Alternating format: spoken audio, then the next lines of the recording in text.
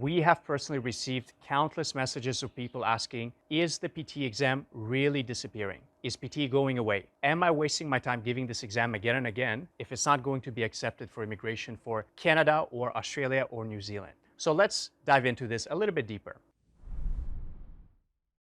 Hey everybody, this is Alex again from Dream English, your favorite PTE and immigration channel all over YouTube, the #1 place to pass your exam and get your student visa to Australia. You can see again some comments that somebody left on our YouTube video recently that IRCC India is advising people, supposedly, that they should not be giving PTE anymore. That it won't be accepted for Canada, it won't be accepted for Australia. What should we do? First of all, it's not an official announcement from anybody. All that screenshot says is that somebody emailed one of the embassies in India suggesting that the PTE scores are inflated or higher compared to IELTS. And because of that, they should stop accepting it altogether. First of all, embassies all over the world, they get thousands of emails every day. If I send an email tomorrow to the President of America saying that they should give me $1 million, does that mean they're going to give me $1 million? Obviously not. So first of all, it's not a verified announcement from PTE or from the Canadian government or the Australian government. So it's complete nonsense.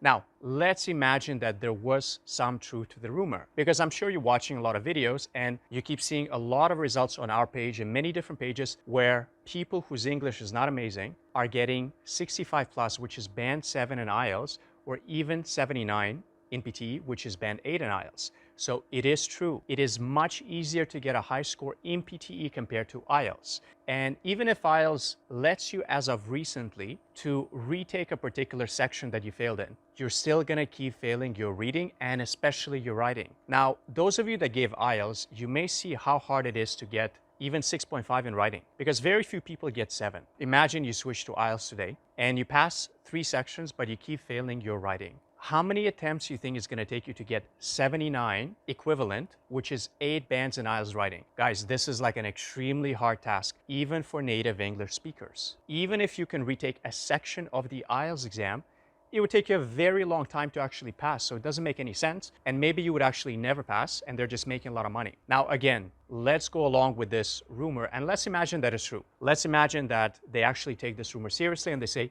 yes, PTE marks are way too high. We need to do something about it. Let me draw your attention to one very important video which we posted more than a year ago. And you can watch it later. I'll put the link in the description and in the comments of this video. Now, there was an announcement, there was a suggestion that PTE score should be actually increased in the sense that 65 in each section, which is band 7, should be increased to 66. Because whenever they compare to IELTS, yeah, PTE scores are higher, which is good for us and good for you. And they also advised that 79, which is 8 band for now, which would give you 20 points towards Australian permanent residency, should be increased to 84. Again, that is true. It's much easier to get 79 and 20 points from PTE compared to IELTS. So yeah, they do have a point, but it has only been suggested. The Australian government has never made this an official announcement. And let me give you some more information. Those of you who are following us for immigration videos as well, and just general news and updates, you may see that we've been posting a lot of videos about permanent residency to Australia and student visa. So over the last 2 years, because of the COVID crisis, Australia has massive shortages of skilled labor. And you can see a bunch of articles here, or even just go in a Google search and search Australia skilled migration shortage, Australia hospitality jobs shortage. And you will find that because they took such extreme measures and they shut down the borders completely for pretty much 2 years, they don't have IT people. They don't have engineers. They're lacking people and students who are doing basic hospitality jobs. So why would they try to make immigration harder right now? And actually what we've seen has been the complete opposite. For all of our student visa applications, the approval rate has been way higher than ever before. And there have been a lot of students, and again, you don't need to take my word, I'll attach some screenshots in this video. I've had students over the last 6 months that gave up on their permanent residency dream completely. So they stopped. They just thought they would finish their visa and they would go back to their home country and save some money and have a good life back home. And surprisingly, they got their invitations and then turns out their PTE scores expired. So I've had a lot of old students from 3 years ago that have been retaking PTE and their invitation is ready to go for PR. So before it would take them, for example, 90 to 95 points to get an invitation, whereas now they're getting it on 80, 85, even 75, even 70, depending on the state and depending on, of course, their occupation. Again, let's take this couple steps further because I don't want you to have any doubts about this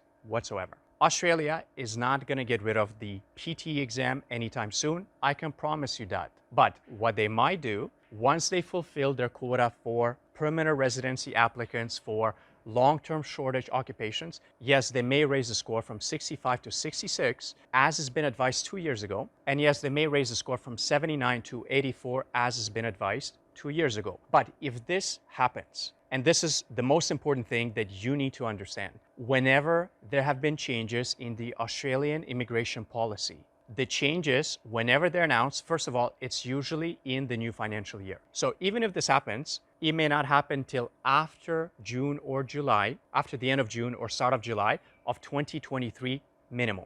Now, suppose that you're a student for PTE right now. You just got your score. Congratulations. There is nothing you need to worry about because whenever these changes are implemented, it only affects people who got their score after the changes. So same thing with any immigration policy. For example, a lot of our students have been getting sponsorships. And for some of the occupations, the requirement for the English score was 36 in each section. Later on, for some occupation, it's been changed to 50 in each section. But the students that had their score and their files lodged before the changes were still accepted with 36 in each section. So what it means, they will not backdate the changes. They cannot tell you that we gave you your PR or we accepted your application, oh, but now it's not good enough, you need something extra. No, they always judge it based on the rules at the time of your application and at the time of your score. Meaning, if you get your score now and there is a change in July or August, your score will still be accepted according to the old criteria, not according to the new criteria. And even if they do increase it to 84, well, trust me, I've been doing this a long time. As an institution, we've been doing this a very long time. And whenever IELTS was easier, we used to coach people in IELTS. Whenever OET or TOEFL was easier, we do the same thing. So we actually don't care which exam we coach. We always find a way, but we always do the easiest exam possible. So basically, all of this to say, you need to think, where is the motivation of the people who are posting this rumor, right? Let me give you some food for thought. Imagine that I have a coaching center, I'm only teaching IELTS. I'm not teaching PTE, or I don't have a good PTE trainer. Which course do you think I would push you to take? Well, obviously, IELTS, right?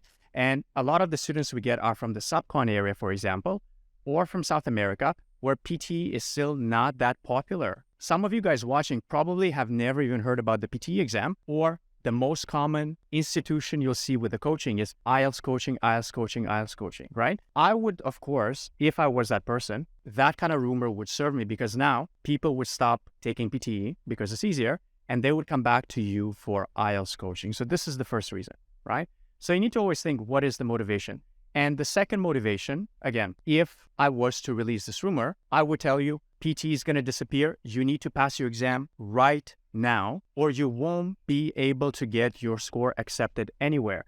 Meaning, come and join our class right now and pay the money. Otherwise, your chance will go away forever. Think about it, right? Because people don't listen to good news. They don't notice good news as well as the bad news. And I'll give you an example. We've posted free materials on our YouTube channel with free PDFs and dictations and a lot of different tips and tricks, but people still don't follow that.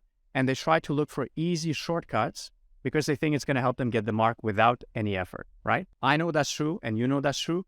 We are attracted to something easy, a hack, a trick, rather than doing the hard work. And in general, guys, you should not believe this rumor. And you don't need to listen to me either. You should use your logic. You should use your reason. You should do your research. And the last thing I'll say is check every single video that we've been posting here. You will not find a single ad on any videos. And every single year, we get an email from YouTube inviting us to join their ads program because based on our views, we can be making $12,000 to $15,000 every year just from ads. You will never find a single ad on any of our videos, mark my word.